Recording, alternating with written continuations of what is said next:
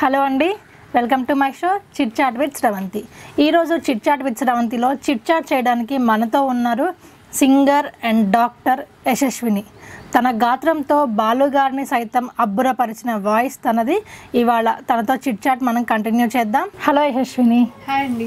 Welcome to the show. Thank you. So show start చేసే ముందు ఒక మంచి డివోషనల్ సాంగ్తో స్టార్ట్ చేద్దాం. సో మీకు ఇష్టమైన మీ డివోషనల్ సాంగ్ ఏదో ఒకటి. శుక్లాంబరధరం విష్ణుం శశివర్ణం చతుర్భుజం ప్రసన్నవదనం ధ్యాయేత్ సర్వవిఘ్నోపశాంతయే అగజా ఆనన పద్మార్కం గజానన మహర్నిశం అనేకదంతం భక్తానా ఏకదంతముపాస్మహే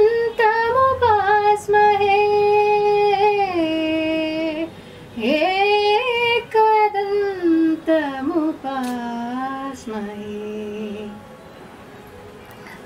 థ్యాంక్ యూ అడగగానే మా కోసం పాడినందుకు. సో మీ గురించి అలాగే మీ ఫ్యామిలీ గురించి.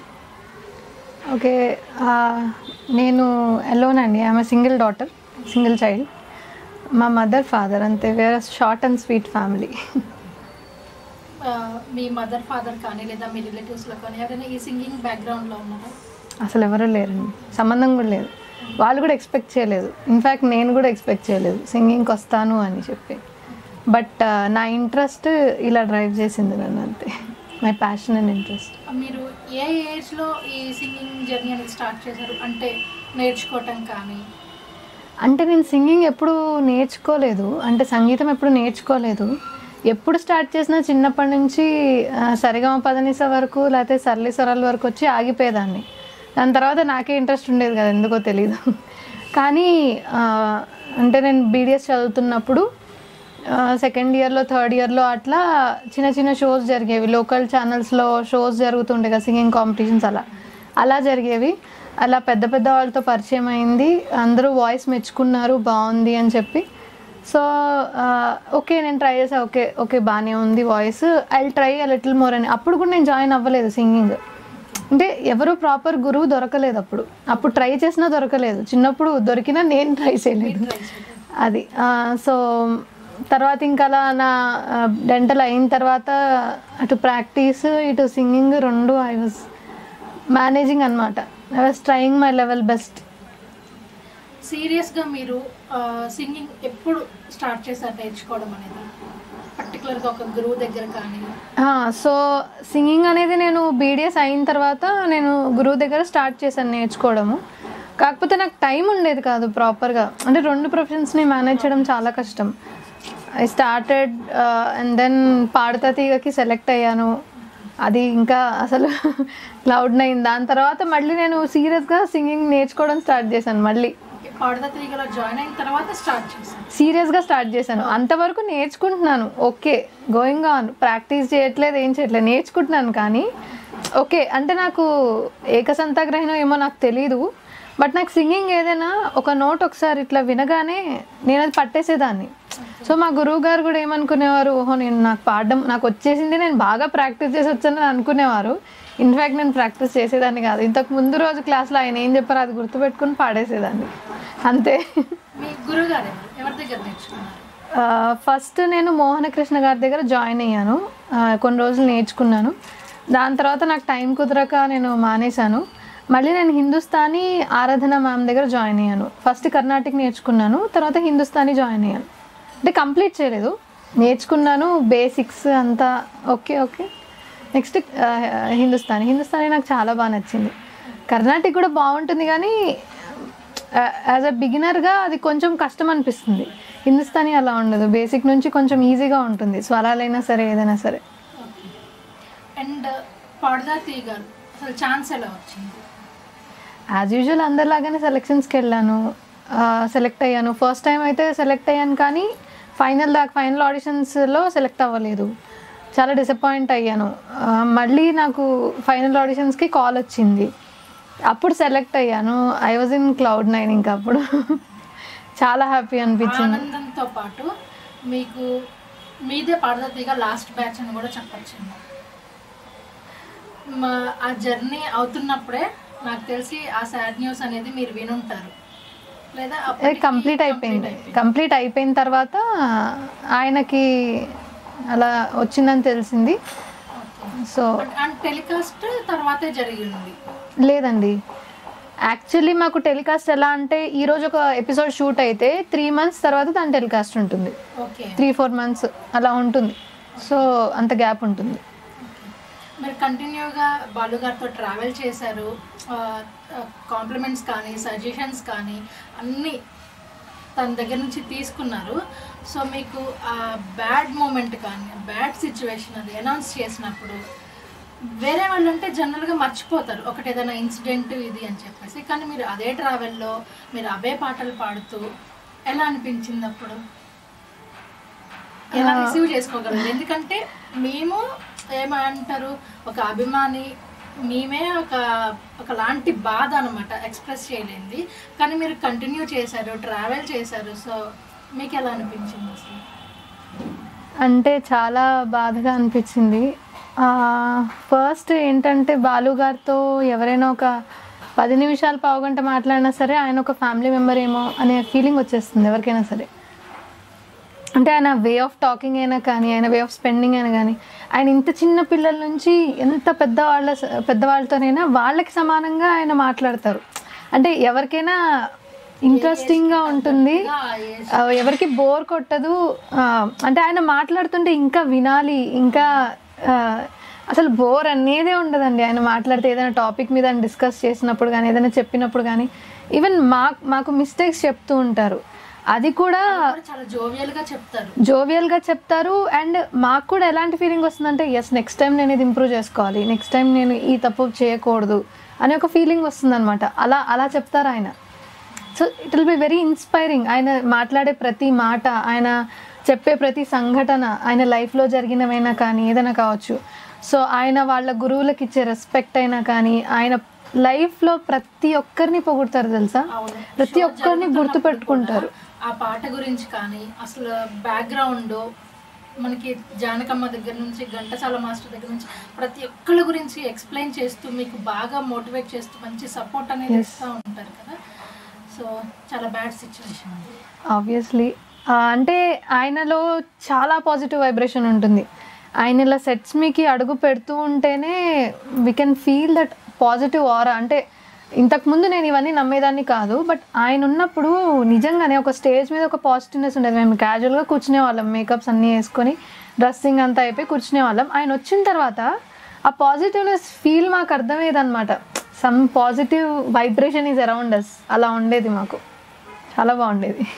ఒక దగ్గర మనిషి అంటే మన ఫ్యామిలీ మెంబర్, ఎంత క్లోజ్ అంటే ఇంకా చెప్పలేము, అలా ఉంటుంది ఆయనతో మాట్లాడినా ఏం చేసినా. And he's very down to earth. మాతో వచ్చి ఇప్పుడు ఏ కాంపిటీషన్లో అయినా సరే జడ్జెస్ వాళ్ళ ప్లేస్లో కూర్చుంటారు, పాడినప్పుడు మార్క్స్ వేస్తారు, ఎలా పాడారో చెప్తారు, అయిపోతుంది. But he's not like that. ఆయన వచ్చిన తర్వాత సెట్స్ మీదకి మాతో ఫస్ట్ మాట్లాడేవారు. మీరందరు ఎలా ఉన్నారు, మీ మమ్మీ వాళ్ళు ఎలా ఉన్నారు, బాగా ప్రాక్టీస్ చేస్తున్నారా, ఏం భయపడకండి, టెన్షన్ పడకండి, నేను ఉన్నానని అస్సలు దృష్టి పెట్టుకోకండి, దాని మీద పాట మీద మాత్రమే దృష్టి పెట్టండి, బాగా ప్రజెంట్ చేయండి, మిస్టేక్స్ తక్కువ వచ్చేలా చూసుకోండి. ఇలా ఆయన చాలా టిప్స్ ఇస్తూ ఉండేవారు అనమాట. అందరికీ ఈక్వల్గా, అందరినీ సమానంగా గుర్తుపెట్టుకొని, అంటే నన్ను డాక్టర్ అమ్మ అనేవారు, ఇంకొకటి అట్లా అనమాట. సో ఎవరికి వాళ్ళకి నిక్ నేమ్స్ కానీ, వాళ్ళని ప్రేమగా పలకరించడం, మాట్లాడడం, ఇది ఎంతమందికి సాధ్యం? అంటే మీరు పాడకముందే ఇలా దగ్గరకు వచ్చి చెప్పేవాళ్ళు కదా, అప్పుడు మీరు ఏమైనా టెన్షన్గా ఫీల్ అయ్యేవాళ్ళు ఏమైనా? ఆబ్వియస్లీ అంత పెద్ద లెజెండ్ ముందు పాడడం అంటే అది నేను చిన్నప్పటి నుంచి నేను ఎక్స్పెక్ట్ చేయలేదు. బట్ ఆయన సాంగ్స్ వింటూ పెరిగాను కాబట్టి అలాంటి ఒక లెజెండ్ చూడగలుగుతాను, ఆయన ముందు పాడగలుగుతాను, పర్ఫామ్ చేయగలుగుతాను, కాంప్లిమెంట్స్ తీసుకోగలుగుతాను అనేది నేను ఎప్పుడు ఎక్స్పెక్ట్ చేయలేదు. సో ఆయన స్టేజ్ మీకు వచ్చినప్పుడు కొంచెం టెన్షన్ ఉండేది, కొంచెం ఎక్సైట్మెంట్ ఉండేది, కొంచెం ఫన్ ఉండేది. So mixed feeling. బాలు గారు మీతో షోలో ఒక మాట అన్నారు, నేను నా కన్న తల్లి మీద ప్రామిస్ చేసి ఒకటి చెప్తున్నాను, నేను కూడా అలా చేయలేదు కానీ నువ్వు అలా చేసావు అని చెప్పేసి. ఏంటి ఆ సిచ్యువేషన్? సో అది నాకు తెలుసు కానీ మా వ్యూవర్స్ కోసం. Yes, definitely. సో పాడత తీగలోనే నేను మహిళాయిక నిద్ర నుంచి మేలుకో అని ఒక సాంగ్ పాడాను, మేడం మూవీ. జనరల్గా ఏ సింగరు కూడా డేర్ చేసి ఉండరు. ఆయన మేల్ వాయిస్ అయింది, ఫీమేల్ వాయిస్లో ఆయన సాంగ్ పాడారు. అంటే ఎవరు ఎక్స్పెక్ట్ చేయరు కదా. ఇప్పుడు ఏదైనా మేల్ క్యారెక్టర్ ఫీమేల్ క్యారెక్టర్ లాగా వేషం వేసుకున్నప్పుడు జనరల్గా ఫీమేల్సే డబ్బింగ్ చెప్తారు, ఫీమేల్సే సాంగ్ పాడతారు. కానీ ఇది సంథింగ్ డిఫరెంట్. కానీ ఆ షోలో బాలు గారు చెప్పే వరకు కూడా ఆ సాంగ్ నేనే పాడానని చాలా మందికి తెలియకపోవచ్చు కూడా. అవును, ఎందుకంటే ఆయన వాయిస్ కూడా అలా చేంజ్ చేసి పాడారు. That shows his versatility. అంటే ఏ ఏ క్యారెక్టర్కి తగ్గట్టు ఆ వాయిస్ని అలా మౌల్డ్ చేసి పాడడం ఎలాగా అనేది అక్కడ ఆయనను చూసి నేర్చుకోవచ్చు. సో ఆ సాంగ్ నేను పాడాను.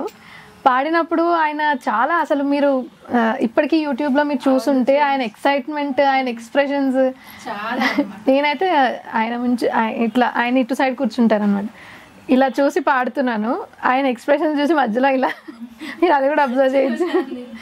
అంటే నేను కూడా, నాకు కూడా నవ్వొచ్చేస్తూ ఉంది పాడుతున్నప్పుడు.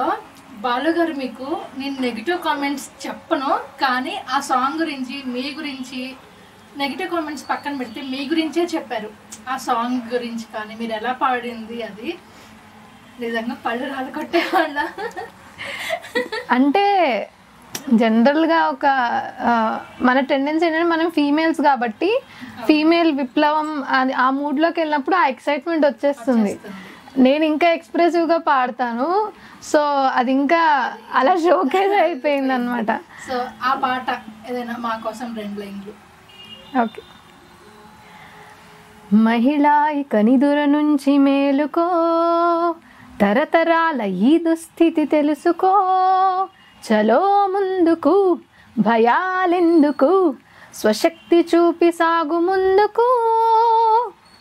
మహిళాయిక నిదుర నుంచి మేలుకో, తరతరాల నీ దుస్థితి తెలుసుకో, చలో ముందుకు భయాలెందుకు, స్వశక్తి చూపి సాగు ముందుకు. Thank you. యాక్చువల్లీ ఈ సాంగ్ పాడినప్పుడు బాలు సరే కాదు, మా ఫ్రెండ్స్ అందరూ కూడా చాలా ఎక్సైట్ అయ్యారు అనమాట. చాలా బాగుంది, అంటే కూడా చాలా బాగుంటుంది ఆ ఫీల్. Thank you. అండ్ ఆయన దగ్గర నుంచి ఆ కాంప్లిమెంట్స్ తీసుకోవడం, ఎస్పెషల్లీ మదర్ మీద ఎవరో ప్రామిస్ చెయ్యరు, ఆయన చేసేసరికి నేనే షాక్ అయ్యాను. ఓకే, మీరు అలా సాంగ్ ఆపేశారు, వెంటనే నేను నా కన్న తల్లి మీద ప్రమాణం చేసి చెప్తున్నాను అని చెప్పేసి. జనరల్గా ఎవరైనా సాంగ్ అయిపోగానే కామెంట్స్ కానీ ఫీడ్బ్యాక్ కానీ మనం ఎక్స్పెక్ట్ చేస్తాం, కానీ వెంటనే ఇలా చెప్పేశారనమాట. నేను చూస్తున్నాను మీ ఎక్స్ప్రెషన్, నేను రెగ్యులర్గా ఫాలో అవుతాను పాడదా తీగ. ఓకే, రెగ్యులర్గా ఫ్యాన్ అనమాట మా ఇంట్లో, నేను మా అత్తయ్య గారు. సో మిస్ అవ్వం మేము, అందుకు ప్రతి ఈచ్ అండ్ ఎవ్రీథింగ్ మేము అబ్జర్వ్ చేస్తూ ఉంటాం. అలా అబ్జర్వ్ చేసామన్నమాట. సో ఇక నెక్స్ట్ విషయానికి వస్తే, ఒక పక్కన మీరు డాక్టర్ అండ్ అలాగే సింగింగ్, ఈ 2 ఎలా బ్యాలెన్స్ చేయగలుగుతున్నారు? జనరల్గా అంటే చాలా కష్టము, ఎందుకంటే డాక్టర్ ఫీల్డ్లో వచ్చేసి పేషెంట్స్ ప్రాక్టీస్ చేస్తున్నాను. కాకపోతే ఏంటంటే ఈ ఫీల్డ్లో మనకి పేషెంట్స్ ఎప్పుడు ట్రీట్మెంట్స్ ఉంటుంది ఏంటి అనేది ఐడియా ఉండదు. అంటే కొంతమంది అపాయింట్మెంట్ మీద ఉంటుంది, కొంతమంది కన్సల్టేషన్స్ అవన్నీ ఎప్పుడైనా రావచ్చు, అది చెప్పలేము. బట్ నేను ఎట్లా చేసుకున్నానంటే పార్ట్ టైం చేశాను దాన్ని, పార్ట్ టైం చేసి సింగింగ్ కూడా ట్రై చేసేదాన్ని. సో లేదు అంటే స్టార్టింగ్ కదా, సో ఓన్ క్లినిక్ అప్పుడే ఎస్టాబ్లిష్ చేసే అంత ఉండదు. ఒక 5-6 ఇయర్స్ తర్వాత 10 ఇయర్స్ తర్వాత అంటే చేయొచ్చు. సో ఓకే చేస్తున్నాను. అండ్ గవర్నమెంట్ కాలేజ్లో చదివాను కాబట్టి నాకు స్కిల్ పరంగా ప్రాబ్లం లేదు, అంటే నా పేషెంట్స్ని ట్రీట్మెంట్ పరంగా ప్రాబ్లం లేదు. సో అది చేస్తూ సింగింగ్ కూడా చాలా ట్రై చేసేదాన్ని.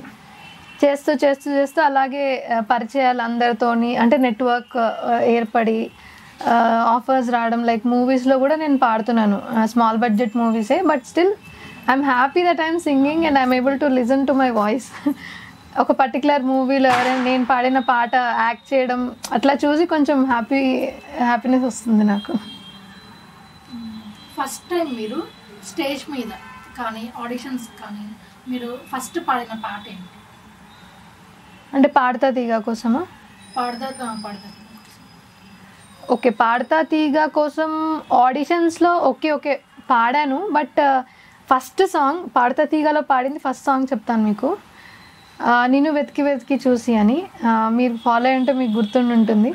సో ఆ ఫస్ట్ లైన్లో నేను పాడినప్పుడు ఆ ఎక్స్ప్రెషన్కి బాలుగారు ఇచ్చిన కమెంట్స్ నాకు చాలా నచ్చింది. That was a boost up for me. ఎందుకంటే first time on stage, though సెలెక్షన్స్లో బాలుగారే సెలెక్ట్ చేస్తారు, ఫైనల్ సెలెక్షన్స్. అప్పుడు అంతేం తెలియదు, అందరు వస్తారు, ఒక పల్లవి చరణం పాడేస్తారు, వెళ్ళిపోతారు.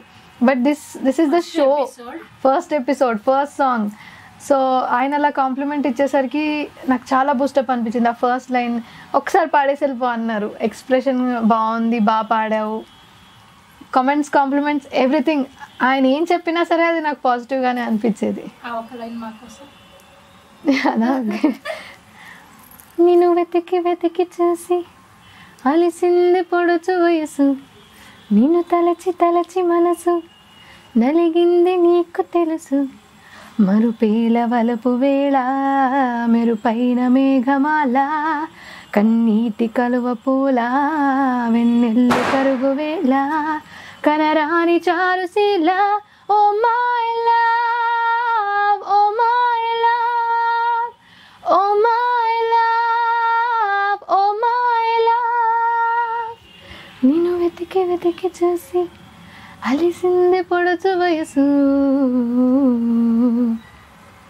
So beautiful, thank you. Next వచ్చేసి అసలు మీకు ఈ పాటలు పాడాలని కానీ ఈ సింగింగ్ ప్రొఫెషన్లోకి రావాలని కానీ మీకు ఇన్స్పిరేషన్ ఎవరు? ఇన్స్పిరేషన్ అంటే ఎవరు లేరు. ఇంట్లో మా మమ్మీ, మా డాడీ అందరూ పాడుతూ ఉంటారు, మా నాన్నమ్మ గారు కూడా పాడతారు. సో మా డాడీ వాయిస్ చాలా బాగుంటుంది యాక్చువల్లీ. సో అండ్ నన్ను కూడా ఎంకరేజ్ చేసేవారు, నీ వాయిస్ చాలా బాగుంది. మా పెద్దమ్మలు కానీ మా మమ్మీ వాళ్ళ సిస్టర్స్ కానీ అంటే ఈ పాట పాడు, ఈ పాట పాడు అని నన్ను అడిగి మరీ పాడించుకునేవారు. సో ఓకే, వాయిస్ బాగానే ఉంది, పాడచ్చు, పర్లేదు, వినగలుగుతున్నారు జనాలు అని ఒక కాన్ఫిడెన్స్ వచ్చింది. సో మీరు వీడియోస్లో జాయిన్ అయిన తర్వాతే షోస్ కానీ అలా స్టార్ట్ చేశారా? అవునండి, యాక్చువల్లీ నాకు విజయవాడలో సీట్ వచ్చింది గవర్నమెంట్ కాలేజ్లో. సో అప్పుడు విజయవాడలో జనరలీ షోస్ అవి ఎక్కువ జరుగుతాయి, ప్రోగ్రామ్స్, ఈవెంట్స్, షోస్ అన్నీ ఎక్కువ జరుగుతాయి. సో ఊరికే జస్ట్ అలా పాడే అవకాశం వచ్చి నేను అట్లా షోస్ చేయడం స్టార్ట్ చేశా. వెళ్ళాను, ఇంకా లోకల్ ఛానల్లో కాంపిటీషన్లో పార్టిసిపేట్ చేశాను. అలాగా చాలామందితో కాంటాక్ట్ వచ్చింది. అంటే పెద్ద పెద్ద వాళ్ళతో, నేను ఇందాక చెప్పాను కదా, సూపర్ సింగర్లో, తర్వాత పాడతా తీగలో, ఒక్కరే, ఇట్లాంటి కాంపిటీషన్స్లో, అంటే జీ తెలుగు, మా టీవీ, ఈటీవీ ఇట్లాంటి కాంపిటీషన్స్లో పాడిన వాళ్ళతోటి నేను పాడాను. నాకు అప్పుడు సంగీతం గురించి ఏం తెలీదు, I was just a fresher. వాళ్ళు కూడా ఆశ్చర్యపోయారు, నిజంగా నీకు సంగీతం నిజంగా రాదా అని. నాకు నిజంగా రాదు, బట్ పాట విని I use to try my level best, అంతే. వాళ్ళు సీనియర్స్ ఆల్మోస్ట్ చాలా షోస్ కానీ, అంటే వాళ్ళు ప్రొఫెషనల్గా చాలా నేర్చుకుని ఉంటారు. మీరేమో ఏమి నేర్చుకోకుండా మీరు ప్లాట్ఫామ్లోకి ఎంటర్ అయ్యారు కదా. సో అప్పుడు మీ ఫీలింగ్ ఏంటి? అంటే సింగర్స్, సీనియర్స్ వాళ్ళు ఎక్కువ పాడతారేమో, వాళ్ళు బాగా పాడతారేమో, నేను పాడలేనేమో, అట్లా ఏమైనా ఉందా? డెఫినెట్గా చాలా భయం వేసేది. అసలు నాకు అర్థమయ్యేది కాదు, నేను కరెక్ట్ పాడుతున్నానా లేదా నాకు తెలీదు. పాట ఉంటే నేర్చుకునేదాన్ని, పాడేదాన్ని. అయితే మా ఇంటి పక్కన ఒక అంకుల్ ఉండేవారు, ఆయన పాడతా తీగలో సెమీఫైనల్స్ దాకా వెళ్ళారు. సో ఆయన దగ్గర నేను కొంచెం కొంచెం నేర్చుకునేదాన్ని. ఆయనకు టైం ఉన్నప్పుడు నాకు చెప్పేవారు అనమాట. అంటే కాంపిటీషన్ కదా, ఖచ్చితంగా దానికి నేర్చుకోవాలి. సో ఈ పాట ఇలా పాడమ్మా, ఈ సంగతులు ఇలా వెయ్యి అని ఆయన ఫస్ట్ బేసిక్ ఆయన స్టార్ట్ చేశారు. అసలు అంటూ పాటని ఎలా ప్రజెంట్ చేయాలి, ఎలా పాడాలి. ఎందుకంటే పాడతా తీగలో ఆయన పాడారు కాబట్టి డెఫినెట్గా వీ కెన్ ఎక్స్పెక్ట్. మంచి మంచి టిప్స్ అన్నీ కూడా నేర్చుకోవచ్చు. అవును. సో మీకు ఈ పాడతా తీయగలో మీకు వచ్చిన మంచి బెస్ట్ కాంప్లిమెంట్ ఏంటి? బెస్ట్ కాంప్లిమెంట్ అంటే ఫస్ట్ అంటే బాలు సార్ ఏదైనా సరే నెగిటివ్ కన్నా పాజిటివ్ ఎక్కువ చెప్తారు. సో ప్రతి సాంగ్కి నాకు కాంప్లిమెంట్స్ ఉన్నాయి. ఆ లెక్కన చూసుకుంటే, ఎందుకంటే ఆయన కమెంట్ని కూడా కాంప్లిమెంట్ లానే చెప్తారు. సో ఎక్స్ప్రెషన్ బాగుంది అని అన్నారు ఒక సాంగ్లో నీ వైఖరి బాగుంది అన్నారు, అంటే the way I presented the song బాగుంది అన్నారు. అలా డిఫరెంట్. ఇంకా మహిళ సాంగ్ అయితే నేను చెప్పక్కర్లేదు, నీకు ఆల్రెడీ తెలిసిందే. సో అట్లా many compliments from a legend. మీరు ఈ బ్యాడ్ న్యూస్ తెలిసినప్పుడు, బాలు గారి గురించి బ్యాడ్ న్యూస్ తెలిసినప్పుడు, అంటే మీరు ఏదైనా షోలో ఉన్నారా? లేదు, కరోనా టైం కదా. సో షోస్ అంటే అన్నీ ఆన్లైన్ షోసే. సో ఇంట్లోనే ఉన్నాము, ఎక్కడికి వెళ్ళట్లేదు. ఆల్రెడీ మీకు తెలిసిందే, లాక్డౌన్ అంటే జైల్లో కూర్చున్నట్టే. తెలిసిన తర్వాత మాత్రం ఒక 2-3 days నేను మనిషిలా లేను. I was literally crying. అసలు నాకు ఎలా అనిపించిందంటే, నేను ఇంకా నా గొంతు కూడా పోతుందేమో అన్నట్టు నేను అవేం పట్టించుకోలేదు. ఏడుస్తూనే ఉన్నాను. ఆయన అప్పుడే ఏం తొందర వచ్చింది, ఆయన ఇంకా ఉండొచ్చు కదా, ఇంకొక 10-15 years ఈజీగా ఉండొచ్చు. ఈజీగా చరణ్ గారు చెప్పారు రికవర్ అవుతున్నారు అని. సో అందరికీ ఒక పాజిటివ్ నోట్ అనేది వచ్చేసింది. అండ్ అది కాకుండా ఆయన విల్ పవర్ ఆయన ప్రతి ఇంటర్వ్యూలోనూ చెప్తారు, నేను 100 years బతుకుతాను, నాకు బతకడం అంటే చాలా ఇష్టం, ఐ లవ్ లివింగ్. అలా చెప్పిన ఆయన ఇంత తొందరగా మనల్ని అందరినీ విడిచి వెళ్ళిపోయారు అంటేనే అసలు నేను నమ్మలేకపోయాను. లేదు, ఇదంతా అబద్ధము, ఆయన లేచి వచ్చేస్తారు ఏంటి. క్రమేషన్ తర్వాత కూడా I was in that feel, ఆయన తిరిగి వచ్చేస్తారు, ఏం కాదు ఆయన వచ్చేస్తారు, ఇలాగే ఉన్నాను. ఏంటంటే మీరు ట్రావెల్ చేశారు, మేమే ఎలా అంటే, సో బేసిక్గా మేము సింగింగ్ బాగా లవర్స్ అనమాట మ్యూజిక్కి. సో మా పాప ఉంది. సో నేను అనుకుంటాను అనమాట, స్వేచ్ఛ నువ్వు వెళ్ళి, నేను చెప్తూ ఉంటాను బాలసుబ్రహ్మణ్యం తమ్ముడమ్మ నువ్వు వెళ్ళి పాటలు పాడాలి అని చెప్పేసి నేను చెప్తూ ఉంటాను. ఆ రోజు మాత్రం లిటరల్గా మాకు కూడా చాలా అంటే చాలా బాధ వేసింది అసలు. లిటరల్గా ఆ రోజు తన ఈ క్రిమేషన్ ఇది జరుగుతున్నప్పుడు మా పాపకు కూడా, స్వేచ్ఛ మీ తమ్ముడు జేజే దగ్గరికి వెళ్ళిపోయారమ్మా అని చెప్పగానే పాపం దండం పెట్టేసుకుంటుంది. చిన్న పాప, మీరు చూసారు కదా.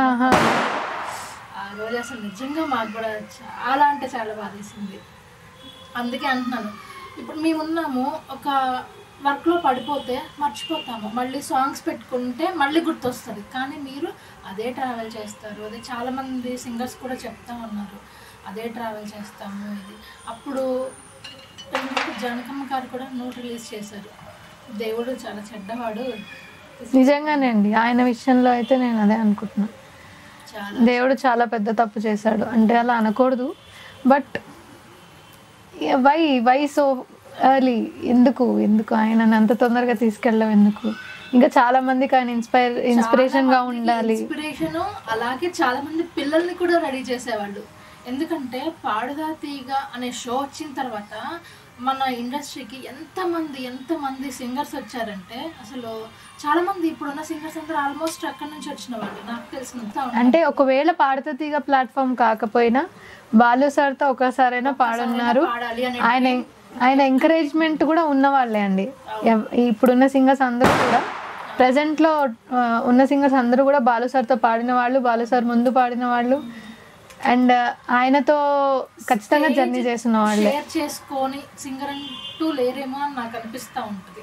ఎందుకంటే స్వరాభిషేకం వచ్చిన తర్వాత ఆల్మోస్ట్ ఎంతమంది సింగర్స్ ఉన్నారు అనేది అయితే చాలా మందికి తెలిసింది. అంతకు ముందు వరకు ఏదో ఒక పర్టికులర్గా ఈ సాంగ్ వీళ్ళు పాడారు అని చెప్పి ఏమంటారు నేమ్స్ చూస్తే తెలుసుకునే వాళ్ళం. కానీ స్వరాభిషేకం వచ్చిన తర్వాత ఈ సింగర్ ఈ పాట పాడడం అనేది ఒక ఐడెంటిఫికేషన్ అనేది చాలా బాగా వచ్చింది అనమాట.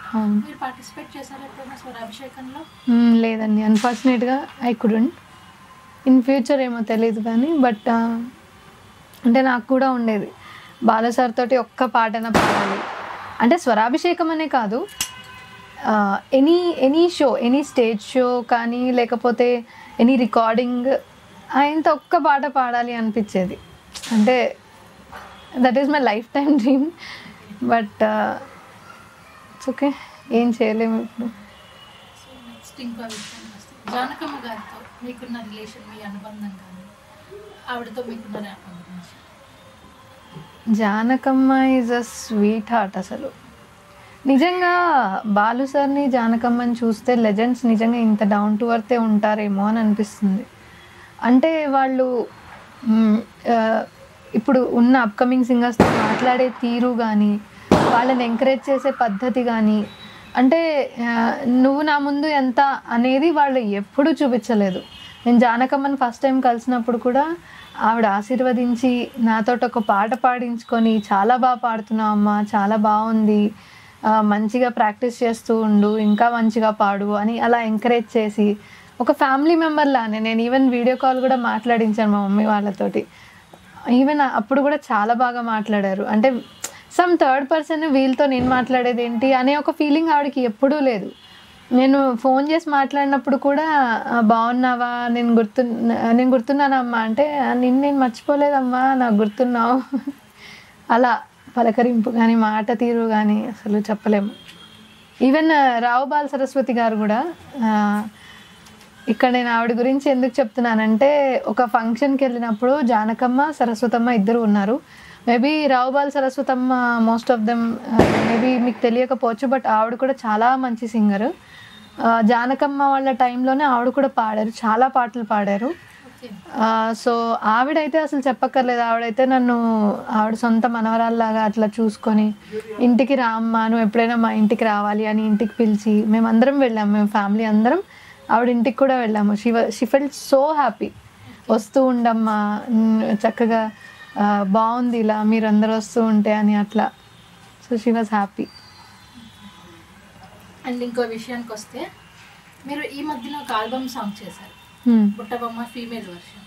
సో ఆ ఎక్స్పీరియన్స్ కానీ, అది ఇప్పుడు మంచి రెస్పాన్స్ కూడా ఉంది ఆ సాంగ్కి. ఆ ఎక్స్పీరియన్స్ ఏంటి, అసలు అది ఎందుకు స్టార్ట్ చేయాలనిపించింది?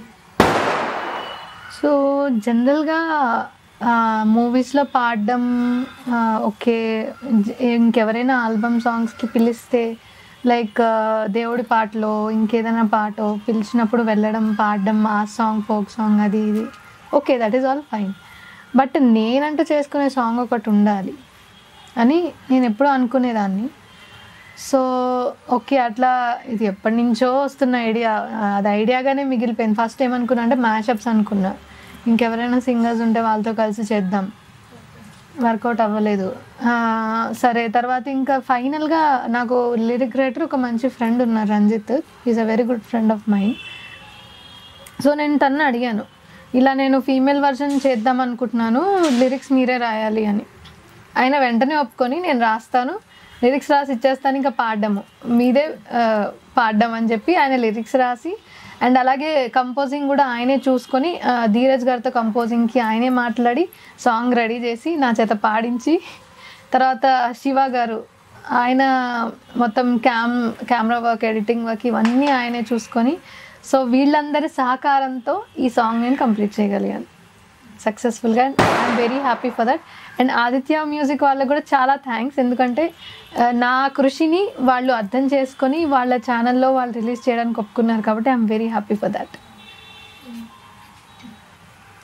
ఇంకో విషయానికి వస్తే, అసలు మీ చిన్నప్పటి నుంచి ఎడ్యుకేషన్ అనేది ఎక్కడ జరిగింది? నేను బోర్న్ అండ్ బ్రాటప్ హైదరాబాదే. టోటల్ నా ఇంటర్ వరకు హైదరాబాదే. దాని తర్వాత నాకు మెడిసిన్లో సీట్ వచ్చిన తర్వాత విజయవాడకి వెళ్ళాను. దాని తర్వాత మళ్ళీ హైదరాబాద్కి వచ్చేసాను. Very simple. చాలా చాలా సింపుల్గా ఉంది, sweet family. Yeah, thank you so much. And ఇంకో విషయానికి వస్తే, మీరు ప్యారడీ సాంగ్స్ కూడా పాడతారని విన్నాను. సో మా కోసం ఏదైనా పాడతారా? డెఫినెట్గా. యాక్చువల్లీ ప్యారడీ సాంగ్స్ అనేది ఎలా వచ్చిందంటే, నేను ఈటీవీ ప్లస్లోనే ముకాబ్లా అని ఒక షోలో పాడాను. అంతకుముందు దాన్ని ఆహా ఈహి ఓహో అని సింగిల్ ఎపిసోడ్స్లో చేసేవారు. మాకు ఎలా చేశారంటే, సెలెక్షన్స్ పెట్టి ఒక సిరీస్ లాగా చేశారనమాట. అంటే పాడుతా తీగ ఎలా ఉందో సిరీస్ అలాగా. సో అందులో కొన్ని ఫేమస్ సాంగ్స్ని తీసుకొని లిరిక్స్ చేంజ్ చేసి ప్యారడీలో అట్లా పాడించేవారు. సో అందులో నేను చాలా ఎపిసోడ్స్లో పాడాను. ఒక సాంగ్ మీకోసం. అయ్యో చూడవే చూడవే నా మగుడు వీడే, ఆహా ఆహా ఆహా ఆహా, రెండు ఎండు మిర్చి నమిలినట్టు రొంకెలేస్తుంటాడే, ఆహా ఆహా ఆహా ఆహా. ఇదే సాంగ్ మీరు చెప్పాలి. ఎక్కడో విన్నారు, ఏ సాంగ్ చెప్పాలి? ఓకే, ఒరిజినల్ కూడా నేను చెప్తా. It's time to party now, ఆహా ఆహా అది ఆ సాంగ్ అన్నమాట. అదే విన్నట్టే ఉంటుంది కానీ దానికి దీనికి మనము లిరిక్స్ ట్యూన్ మాత్రం సేమ్ ఉన్నా సరే లిరిక్స్ ఫీల్ అన్నీ మారిపోతాయి. ఇంకొకటి మన సాడ్ సాంగ్ ఒకటి ఉంది కదా, అటు నువ్వే ఇటు నువ్వే మనసుటు చూస్తే అటు నువ్వే, అది సాడ్ సాంగ్. తిరిగారే తిరిగారే నా చుట్టూరా తిరిగారే దళపతి నుంచి పశుపతి దాకా అందరూ తింగరోళ్ళే, ఇలా అది టోటల్ ఫంకీ టైప్ సాంగ్ అనమాట. సో ఫీల్ చేంజ్ చేసి ఒక ఫేమస్ సాంగ్ని తీసుకొని అలా పాడడం అది చాలా ఛాలెంజింగ్ అనిపించింది. అండ్ యు నో వాట్, నాకు ఆ ఎక్స్పీరియన్స్ కొత్త సాంగ్స్ పాడడానికి యూజ్ అయింది. అంటే టోటల్గా కొత్త సాంగ్ మనకి కంపోజర్ మనకు ట్యూన్ ఇచ్చినప్పుడు లిరిక్స్ ఇచ్చినప్పుడు సో ఈ పేరడీ ఎక్స్పీరియన్స్ నాకు అక్కడ హెల్ప్ అయింది అనమాట. అలా use to build it helped me in building up my career. That is also wonderful experience. నిజంగా బాగుంటుంది కూడా అది. మీరు పాడుతున్నప్పుడు మీకు టఫ్, కానీ మాకు వినడానికి చాలా బాగుంటుంది. యాక్చువల్లీ టఫ్ పార్ట్ ఏంటంటే ఆల్రెడీ ఫేమస్ అయిన సాంగ్, ఆల్రెడీ అందరి నోట్లోనూ ఆ లిరిక్స్ ఉంటాయి. అవి చేంజ్ చేసి అవి అరేంజ్ చేసి ఈ లిరిక్స్ గుర్తుపెట్టుకోవడం అనేది ఇట్స్ హైలీ టఫ్. బట్ దేవుడి దయ వల్ల I could do it. And ఇంకొకటి ఏంటంటే పాడుదా తీగ మీదే కదా లాస్ట్ బ్యాచ్, ఇంకా అన్ఫార్చునేట్లీగా మీదనే చెప్పాలి. అంటే చెప్పలేము, బాలు సార్ తోటి మాదే. బాలు సార్ తోటి యా, ఇంకా కంటిన్యూ చేయొచ్చు, so we can't say. But Balu sir తోటి అయితే we are the last. Unlucky but lucky. Padutha Theeyaga అనగానే గుర్తొచ్చేది ఏంటంటే బాలు సార్. సో అందుకోసం అనమాట. సో మీకు ఆ ఫీలింగ్ ఏంటి అంటే లాస్ట్ బ్యాచ్ బాలు గారితో మీరు ఆ స్టేజ్ మీద లాస్ట్గా పాడిన పాట ఏంటి? నేను అదేంటో కోఇన్సిడెన్స్ ఏమో సెలవనుకో అని పాట పాడాను. ఆ సాంగే లాస్ట్ సాంగ్ అయ్యింది. But it's okay, no problem at all. ఆయనతో ఉన్న ప్రతి ఎక్స్పీరియన్స్, ప్రతి ఎపిసోడ్. సో అంటే మమ్మల్ని మేము we are both unlucky and lucky. We are unlucky because we lost him, we are lucky because at least we got a chance. ఆయన ముందు పాడడానికి మాకు ఒక ఛాన్స్ దొరికింది. చాలా మంది వెయిట్ చేస్తూ ఉంటారు, ఛాన్స్ రాని వాళ్ళు ఉంటారు. పాపం సెలక్షన్స్కి వచ్చి సెలెక్ట్ అవ్వని వాళ్ళు, మేము నెక్స్ట్ ఇయర్ ఎలాగైనా సెలెక్ట్ అవ్వాలి అనుకున్న వాళ్ళు ఎంత డిజెక్టెడ్గా ఫీల్ అయి ఉంటారు, ఎంత అన్హ్యాపీ అయి ఉంటారు. సో వాళ్ళతో కంపేర్ చేస్తే మాకు కొంచెమైనా అదృష్టం ఉంది, అదైతే ఒప్పుకోవాల్సిందే. మీరు తెలుగులోనే కాకుండా ఇంకా ఏమేమి లాంగ్వేజెస్లో పాడింది? కన్నడ, తమిళ్, హిందీ. మా కోసం మీకు ఇష్టమైన సాంగ్ ఏదైనా? ఇష్టమైన సాంగ్స్ అంటే చాలా ఉన్నాయి, అవి డిసైడ్ చేసుకోవడం చాలా కష్టం. అందులో ఒక సాంగ్ ఏదైనా మా కోసం. ఓకే, అలెగ్రా పాడతా. అలెగ్రా అలెగ్రా అలెగ్రా అలే అలెగ్రా అలెగ్రా అలెగ్రా అలెగ్రా అలే అలే అలెగ్రా అలెగ్రా అలెగ్రా అలే అలెగ్రా అలెగ్రా అలెగ్రా అలెగ్రా అలే అలే. ఇండియా పిల్లే ఇంగో, ఇటాలీ కళ్ళే స్వింగో, నేను ఓ మెరుపుల మ్యాంగో, పరువంలో ఫ్లెమింగో, మిన్నులో మ్యాగ్నెట్ మోంగో, మాటలో చాక్లెట్ మోంగో, నేను కాకరాంటి రింగో, తాకిరి తల తిరిగింగో, రెడ్ వైన్ బాటిల్ నీ కాశ్మీర్ యాపిల్ నీ గోల్డెన్ ఏంజల్ నేనే. అలెగ్రా అలెగ్రా అలెగ్రా అలే అలెగ్రా అలెగ్రా అలెగ్రా అలెగ్రా అలే అలే. ఒక సాంగ్కి ఇంకొక సాంగ్కి అసలు కంపారిజన్ లేకుండా అనమాట. మీ వాయిస్ చాలా బాగుంది. ఏ సాంగ్కి ఆ సాంగ్కి మీరు యాక్ట్ అన్నట్టు అనిపించింది. థ్యాంక్ యూ సో మచ్ అండి, biggest compliment for me. Thank you. And ఇంకొకటి, మీరు ఒకవైపు బీడిఎస్ ప్రాక్టీస్ చేస్తూ అలాగే సింగింగ్, ఈ రెండు బ్యాలెన్స్ చేస్తూ ఉన్నారు కదా. సో ఈ జర్నీలో, మీకు ఈ కంప్లీట్ జర్నీలో మీకు ఇంత బ్యాలెన్సింగ్ ఫ్యాక్టర్గా కానీ మీకు ఒక మంచి ఇన్స్పిరేషన్గా రెండు విషయాలు బ్యాలెన్స్ చేసే టైంలో ఒక మంచి ఇన్స్పిరేషన్ ఎవరైనా ఉన్నారా మీకు? ఇన్స్పిరేషన్ అంటే నాకు మా ఇంట్లో మా పేరెంట్స్ ఇద్దరు కూడా చాలా హెల్ప్ చేస్తారు. అంటే నేను పొద్దున లేచి నా పనులు నేను చూసుకొని మళ్ళీ పడుకోవడం అంతే. ఓకే. సో తిండి విషయమైనా కానీ ఇంకేదైనా కానీ రెడీగా నాకు అవైలబుల్ ఉంటాయి అన్నమాట. All credits goes to my parents. వాళ్ళు దాని వెనకాల ఎంత శ్రమ ఉంటుంది అనేది నిజంగా నేను ఊహించుకోగలను. ఒక్కరోజు మా మమ్మీ ఇంట్లో లేకపోతే నాకు అర్థమవుతుంది. మా మదర్ టీచర్. యాక్చువల్లీ ఇప్పుడు లాక్డౌన్ తర్వాత she is not working. A song పాడినా కూడా అది మీకు పర్ఫెక్ట్ యాప్ట్ అన్నట్లుగా ఉంది. చాలా బాగుంది ఏ సాంగ్ పాడినా కూడా మీరు. Thank you so much. And మీరు ఒకవైపు బీడిఎస్గా ప్రాక్టీస్ చేస్తూ ఒకవైపు సింగింగ్, ఈ రెండు చాలా బాగా బ్యాలెన్స్ చేస్తున్నారని అనుకుంటున్నాను. సో ఈ జర్నీలో మీకు ఇన్స్పిరేషన్ ఎవరు? ఇన్స్పిరేషన్ కానీ లేదంటే ఇటు సింగింగ్ జాబ్ రెండు పరంగా ఇన్స్పిరేషన్ అంటే ఇన్స్పిరేషన్ కన్నా నేను చెప్పచ్చు నాకు కొండంత అండ మా పేరెంట్స్, మా మమ్మీ కానీ మా డాడీ కానీ. సో దేనికైనా సరే నా వర్క్ ఇప్పుడు నాకు ఈ వర్క్ ఉంది అమ్మ అని చెప్తే చాలు, మా మమ్మీ ఫుడ్తో సహా అన్నీ నాకు తీసుకొచ్చి పెడతారు అక్కడ. సో నేను ఓన్లీ నా వర్క్ పర్ఫామ్ చేయడమే అక్కడ సరిపోతుంది. బట్ ఇట్స్ వెరీ డిఫికల్ట్ అసలు. Mothers hats off really. And ఎంత పేషెన్స్ ఉండాలి, రోజు అదే పని, అంత పని రోజు చేయడం అంటే it is really very tough. ఒక్కరోజు మా మమ్మీ ఎక్కడికైనా ఊరెళ్ళినా బయటికి వెళ్ళినా నాకు అర్థమవుతుంది ఇంత పని చేస్తూ. ఇంకా మా మమ్మీ టీచర్ కూడా, స్కూల్కి వెళ్ళి అక్కడ పిల్లలకి పాఠాలు చెప్పి అసలు how you know really she is also an inspiration. And తను చేసే హార్డ్ వర్క్, తను నాకు ఇచ్చే సపోర్ట్, మా ఫాదర్ అయినా మా మదర్ అయినా కానీ ఇట్ ఈస్ ట్రిమండస్. అసలు ఐ కాంట్ డిస్క్రైబ్ ఇట్. అలాంటి పేరెంట్స్ వల్లే మేబీ కొద్ది గొప్ప నాకు ఇంత కెరీర్ పరంగా కానీ నా ప్రొఫెషన్ ప్యాషన్ రెండు కూడా ఐఎమ్ ఏబుల్ టు బ్యాలెన్స్. అంటే వితౌట్ దెమ్ ఐఎమ్ నథింగ్. అంతే. ఈ రెండు బ్యాలెన్స్ చేస్తూ మీరు సక్సెస్ అవుతున్న ఈ జర్నీలో సో ఏమైనా టిప్స్ కానీ సలహాలు సూచనలు మా వ్యూవర్స్ కోసం మీ మాటలో చెప్పాలంటే ఏం చెప్తారు? టిప్స్ అంటే నేను సలహాలు ఇచ్చే అంత పెద్దదాన్ని కాదు. అంటే రెండు బ్యాలెన్స్ చేయగలుగుతున్నారు కదా, ఎందుకంటే ఒక పక్కన యాజ్ అ డాక్టర్గా అండ్ ఇక్కడ సింగర్గా రెండు బ్యాలెన్స్ చేస్తున్నారంటేనే you did very good job. And balance చేస్తున్న ఈ తరుణంలో టిప్స్ ఆబ్వియస్గా మీకు ఎదురైన ఇవి ఉంటాయి కదా. ఒకటి నేను బాగా నేర్చుకుంది ఏంటంటే పేషెన్స్. ఏ మనిషికైనా పేషెన్స్ ఉంటే వాళ్ళు సాధించదంటూ ఉండదు. సో నేను అలాగే ట్రై చేస్తూ వచ్చాను, నా కెరీర్ పరంగా అయినా లేకపోతే ప్యాషన్ పరంగా అయినా సరే. నేను ఎప్పుడూ కూడా విసుక్కోవడం కానీ అట్లాంటివి మోస్ట్లీ నేను ఇంట్లో బాగా విసుక్కుంటాను మా మమ్మీ మీద డాడీ మీద. ఎందుకంటే అక్కడ నాకు ఫ్రీడమ్, నాకు ఎటువంటి రెస్ట్రిక్షన్స్ ఉండవు ఏముండవు. బట్ బయట వచ్చేసరికి నేను చాలా పేషెన్స్ చూపిస్తాను. And I can sense it literally.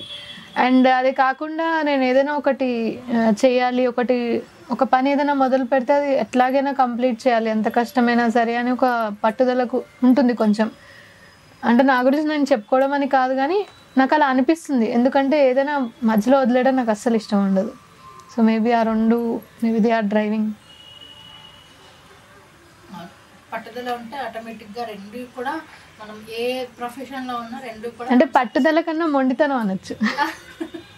అది యాప్ట్ యాక్చువల్లీ. సో అది ఉంటే మాత్రం డెఫినెట్గా ఏంటంటే మనం ఏం వర్క్ చేసినా అందులో మనం సక్సెస్ అవ్వచ్చు. ఒక పని స్టార్ట్ చేస్తే అది కంప్లీట్ చేయాలి అనేది ఉంటే. So thank you so much పిలవగానే వచ్చినందుకు అండ్ మీ టైంని మాతో స్పెండ్ చేసినందుకు. సో షోస్ ఎండ్ చేసే ముందు మా కోసం ఒక మంచి పాటతో ఎండ్ చేస్తారని అనుకుంటున్నాను. తప్పకుండా అండి. మనందరికీ ప్రియమైన బాలు సార్ సాంగ్తో నేను ఈ షోని ఎండ్ చేద్దాం అనుకుంటున్నాను. సో బాలు గారి సాంగ్, ఆవిడ స్వీట్ సిస్టర్తో పాడిన సాంగ్ నేను పాడబోతున్నాను. మాటే మంత్రము మనసే బంధము, ఈ మమతే ఈ సమతే మంగళవాద్యము, ఇది కళ్యాణం కమనీయం జీవితం. ఓ మాటే మంత్రము మనసే బంధము, ఈ మమతే ఈ సమతే మంగళవాద్యము, ఇది కళ్యాణం కమనీయం జీవితం. ఓ మాటే మంత్రము మనసే బంధము లా లా లా లా లా లా లా లా లా లా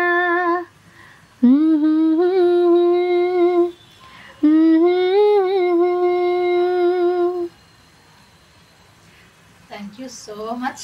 అడగగానే ప్రతి పాట మా కోసం పాడుతున్నందుకు, అండ్ అలాగే మీరు మంచి మంచి పాటలు పాడాలని, మంచి మంచి ఆఫర్స్ మీకు రావాలి, అలాగే మంచి మంచి ఆల్బమ్ సాంగ్స్ చేయాలని మనస్ఫూర్తిగా కోరుకుంటూ once again thank you so much మా షోకి వచ్చినందుకు. థ్యాంక్ యూ సో మచ్ అండి, నాకు ఇలాంటి అవకాశం ఇచ్చినందుకు. అండ్ నా ఫీలింగ్స్ని తర్వాత నా జర్నీని షేర్ చేసుకుని ఇలా ఇంత మంచి ఆపర్చునిటీ వచ్చినందుకు even I'm very happy. And మీతో ఇలా చిట్ చాట్ చేసినందుకు నేను కూడా కాస్త టెన్షన్ ఫ్రీగా కూల్గా ఉండగలిగాను ఈ కాస్త టైం అయినా సరే. So and thank you so much for that. And అందరికీ ధన్యవాదాలండి. నన్ను నాకు ఇలాగే మీరు సపోర్ట్ చేస్తూ ఉండండి, ఎంకరేజ్ చేస్తూ ఉండండి. మీ బ్లెస్సింగ్స్ ఎప్పటికీ నాతో ఉండాలని నేను మనస్ఫూర్తిగా కోరుకుంటున్నాను. ధన్యవాదాలు.